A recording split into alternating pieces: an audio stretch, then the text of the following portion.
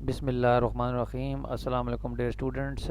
Today my lecture is on limit comparison test.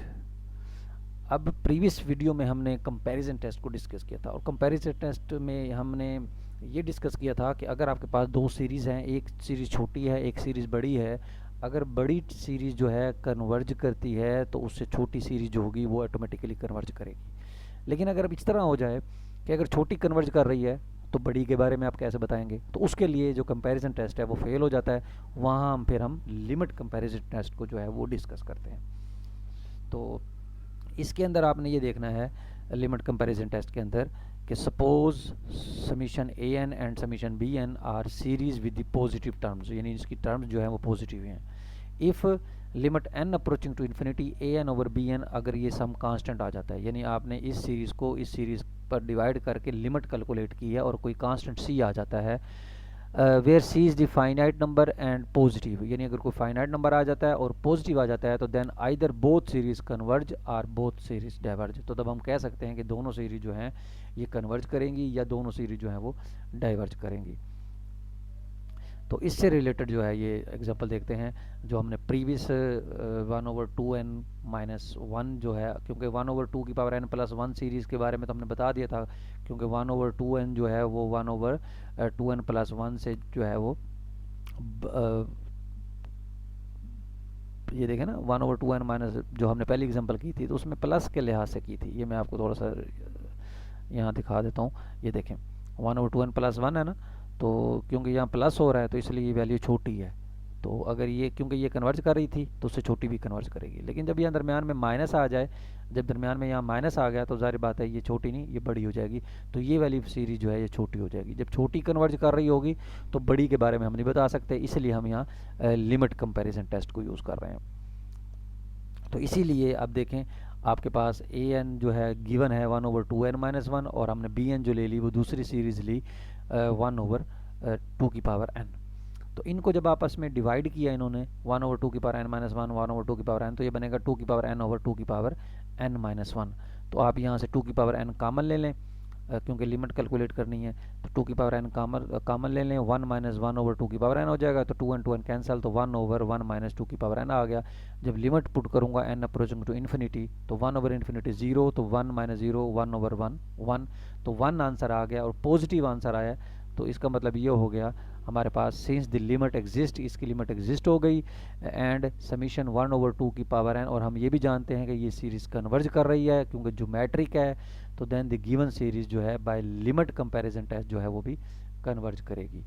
यानी इसमें देखें अब आपने देखना यह है कि आपने एक सीरीज़ ली है जो जो गिवन है, उसके करस्पॉन्डिंग जो दूसरी सीरीज़ आप कंसीडर कर रहे हैं, ठीक है, दूसरी सीरीज़ कंसीडर कर रहे हैं, तो उसमें देखना यह है कि जब लिमिट कैलकुलेट करेंगे ग्रेटर देन 0 अगर आंसर आ जाता है तो आपके पास ये जो बी एन जो आपने दूसरी सीरीज़ कंसीडर की है, अगर वो कन्वर्ज कर रही है तो ये कन्वर्ज करेगी, अगर वो डाइवर्ज कर रही है तो ये डाइवर्ज करेगी। यानी इसमें इसमें छोटे बड़े का कोई नहीं है कि वो ए एन बी एन से छोटा होगा या बड़ा होगा। कंपैरिजन में ये देखना लाजमी है कि अगर ए एन बी एन से छोटा है, अगर बी एन कन्वर्ज कर रहा है तो ए एन लाजमी कन्वर्ज करेगा, और अगर ए एन बी एन से छोटा है, अगर ए एन डाइवर्ज कर रहा है तो बी एन भी डाइवर्ज करेगा।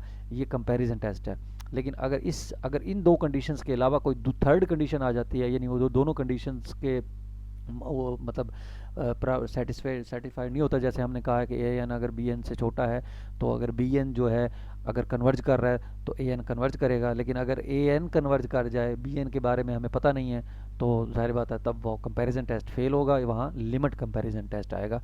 तो लिमिट कंपैरिजन के अंदर आपने जस्ट क्या करना है, सीरीज उसी तरह कंपेयर करनी है जैसे हम कंपैरिजन टेस्ट में करते हैं। तो ए एन के साथ बी एन ले लिया, तो एक ऐसी सीरीज़ ढूंढनी है जो कन्वर्ज कर रही होगी या डाइवर्ज कर रही होगी। उसके बाद आपने सिर्फ एक लिमिट कैलकुलेट करनी है, लिमिट पॉजिटिव आनी चाहिए। अगर लिमिट पॉजिटिव आ गई तो जो बी एन है, यानी अगर ये कन्वर्ज कर रही है तो ए एन कन्वर्ज करेगी, अगर ये डाइवर्ज कर रही है तो ये भी डाइवर्ज करेगी। तो इसे कहते हैं लिमिट कंपैरिजन टेस्ट। इसी तरीके से नेक्स्ट एक एग्जांपल देखते हैं हम, summation 2n² + 3n/5 + n⁵ summation ये कन्वर्ज करेगी या डाइवर्ज करेगी। तो इसमें देखें अगर मैं सिंपल 5 को हटा देता हूँ, यहाँ से 5 को हटा दिया क्योंकि जमा हो रहा है ना, जब जमा हो रहा है तो जाहिर बात है मैंने 5 को हटा दिया तो एक अलग सीरीज़ बन जाएगी ये, तो 1/n⁵/2 यानी ये एक सीरीज़ बन जाएगी। और इसके बारे में पता है कि p<1 है, जो p<1 है तो आपको ये भी पता है कि जब p<1 होता है तो सीरीज़ जो है वो p सीरीज़ डाइवर्ज करती है।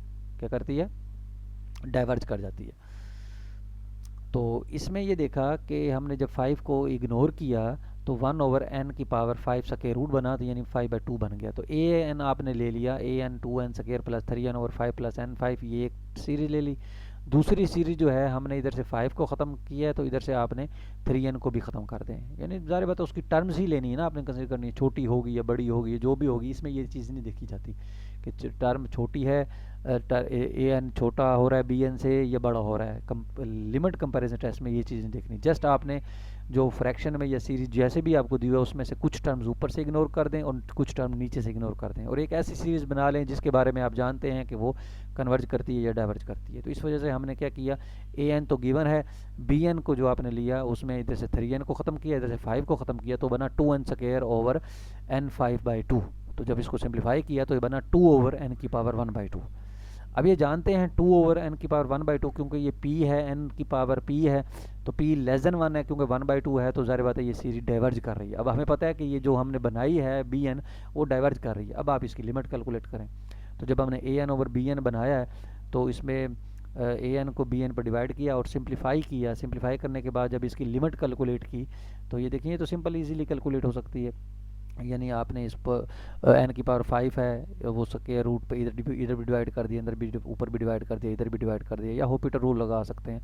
तो वो जब हमने किया सिंप्लीफाई करने के बाद तो देखें इसका आंसर जो है वो 1 कैलकुलेट हुआ है। तो जब 1 कैलकुलेट हुआ है तो 1 पॉजिटिव है। इट मीन आपके पास ये हुआ कि अगर ये देखें ये डाइवर्ज कर रही है सीरीज़, तो इसका मतलब है जो an होगी गिवन सीरीज़ वो भी लिमिट कंपेरिजन टेस्ट के मुताबिक डाइवर्ज ही करेगी। तो ये चीज़ आपने जो है देखनी है। तो इसमें नोटिस में ये देख लें कि testing many series we find as suitable comparison series summation bn by keeping only the highest power in the numerator and denominator. ये तो जारी बात है, इसमें जब हम डिवाइड करते हैं इन्फिनाइट्स के अंदर तो जो हायर पावर होती है उसी से हम ऊपर भी डिवाइड करते हैं और नीचे भी डिवाइड करते हैं, तो लिमिट कैलकुलेट करने का इजी तरीका है। तो ये इसे हम कहते हैं लिमिट कंपैरिजन टेस्ट। तो कंपैरिजन टेस्ट और लिमिट कंपैरिजन टेस्ट जो है इन दोनों में डिफरेंस है, डिफरेंस मैं शुरू में भी बता चुका हूँ आपको। Thank you very much.